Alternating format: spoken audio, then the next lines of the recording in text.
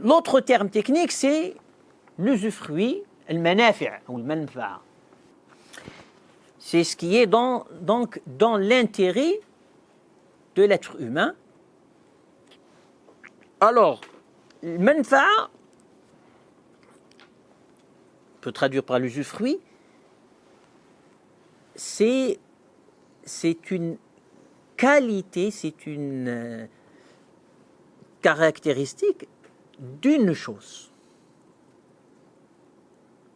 Ce n'est pas la chose, c'est-à-dire ça émane de la chose. C'est comme si cette chose t'accorde un service, un bien, un intérêt, une utilité. Comprenez? Donc, on ne peut pas penser la manfa'a indépendamment de la chose.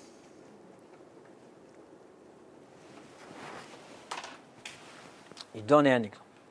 Peut-on penser la science sans savant, sans enseignant, sans ouvrage, sans... Non, c'est une qualité, mais cette qualité, cet intérêt à la science, il passe dans cette relation à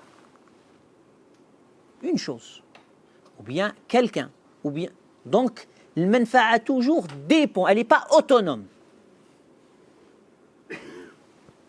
Et c'est important de comprendre ce détail. Alors, qu'est-ce qui ressort de cette nuance, cette subtilité? La majorité des fuqaha, les jurisconsultes malikites, les shafi'ites, les hanabila, disent que les manafi' font partie des biens, puisqu'ils ne sont pas autonomes. On ne peut pas les voir ils n'ont pas une existence autonome, séparée de la chose. Donc, puisqu'ils sont toujours systématiquement liés, donc aussi ils sont des biens. Et d'où la première définition qu'on avait dit, ils vont les considérer. On ne va pas entrer dans leur argument, hein, ça c'est technique, sinon on reste ici. Les Hanafites, ils considèrent qu'elle ne fait pas partie de la chose et que c'est deux existences différentes. Il y a une existence matérielle, bien qu'il y a un lien entre les deux, mais c'est une autre existence. Et on peut les séparer et on peut contester qu'elles soient un bien. Et ils disent, pourquoi? Parmi les arguments importants, ils disent, si l'utilité ou l'intérêt n'est plus, ou imaginons la chose ne peut plus produire cet intérêt, comment allons-nous le remplacer? Par une autre chose, pas par donc l'intérêt là qui était connecté à la chose. On ne peut plus garder la chose et le remplacer que lui. Donc puisqu'on ne peut plus le remplacer, ce n'est pas un bien.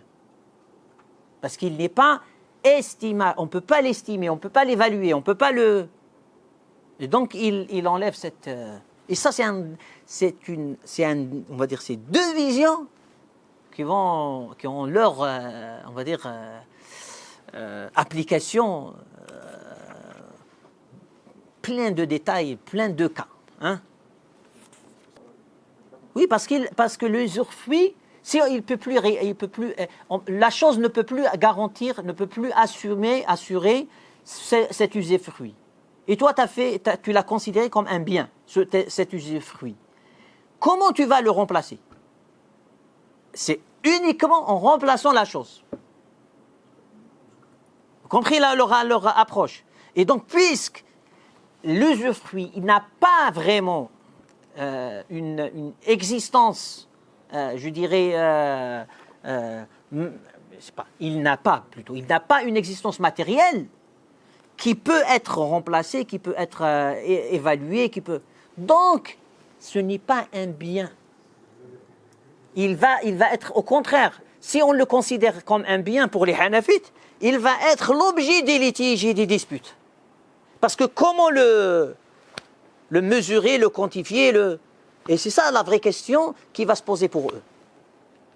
Parce que tout le droit musulman, tout, le fil du droit, de la loi en islam, c'est la justice, l'équité. Et donc, le grand souci, qui est en arrière-plan de tous les grands juristes de l'islam, c'est comme un occidental, c'est la liberté. Le jurisconsulte musulman, c'est la justice, c'est l'équité. Donc, dans toutes les problématiques, étudier ce qui est présent à leur esprit, de ne pas manquer à l'équité et à la justice.